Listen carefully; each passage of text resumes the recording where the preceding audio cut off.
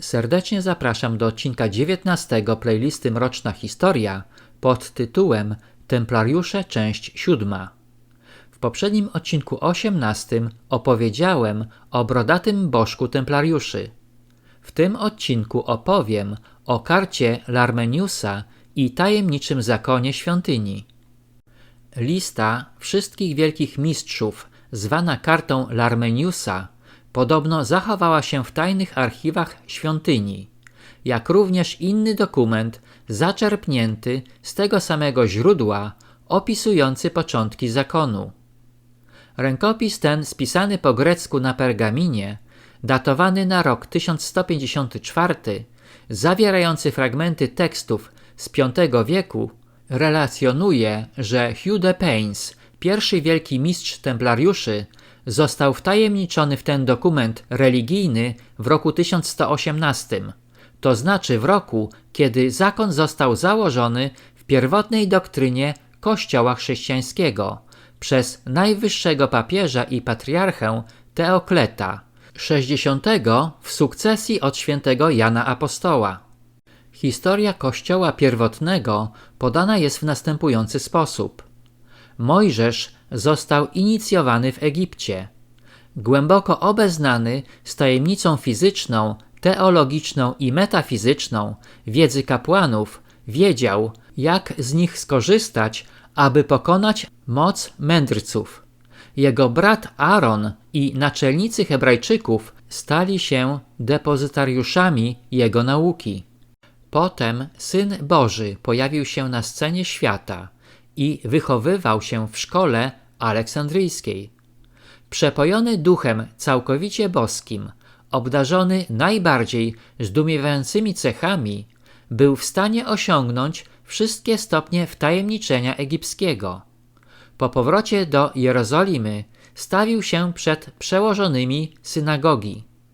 Jezus Chrystus, kierując owoce swoich wzniosłych rozważań ku uniwersalnej cywilizacji wszechświata i szczęścia świata, rozciągnął zasłonę zakrywającą prawdę przed narodami.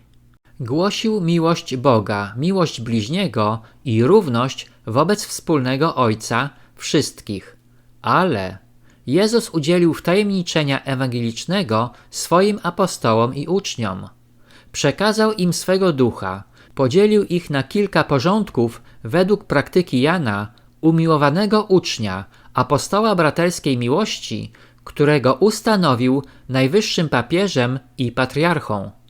Mamy tu całą kabalistyczną legendę o tajemnej doktrynie pochodzącej od Mojżesza, o Chrystusie jako egipskim wtajemniczonym i założycielu tajnego zakonu. Teoria oczywiście całkowicie niszcząca wiarę w jego boskość. Legenda o zakonie świątyni mówi dalej. Do około roku 1118, to jest roku założenia zakonu świątynnego, tajemnice i hierarchiczny zakon wtajemniczenia Egiptu przekazane zostały Rzymianom przez Mojżesza, a następnie chrześcijanom przez Jezusa Chrystusa i były religijnie zachowane przez następców świętego Jana Apostoła. Chrześcijanie prześladowani przez niewiernych, doceniając odwagę i pobożność tych dzielnych krzyżowców, którzy z mieczem w jednej ręce i krzyżem w drugiej stawali w obronie miejsc świętych i uważali za swój obowiązek przekazać władzę człowiekowi Bogowi, Hugowi, który został mianowany patriarchą apostolskim. Od razu widać, że cała ta historia jest subtelnie wywrotowa wobec prawdziwego chrześcijaństwa i jest oszustwem. Fabre Palaprat, wielki mistrz zakonu The Temple, w 1804 roku przyznaje dalej, że najcięższe oskarżenia stawiane templariuszom opierają się na faktach, które próbuje on wyjaśnić w następujący sposób. Templariusze w 1307 roku starannie zebrali wszystkie rękopisy tworzące tajne archiwa zakonu, ukrywając je przed władzami. Dzięki tym autentycznym rękopisom, zachowanym do czasów współczesnych, mamy pewność, że rycerze musieli przetrwać dużą liczbę religijnych i moralnych prób przed osiągnięciem różnych stopni wtajemniczenia. Cała historia inicjacji templariuszy została opisana przez joannitów w dokumencie sporządzonym w 1811 roku.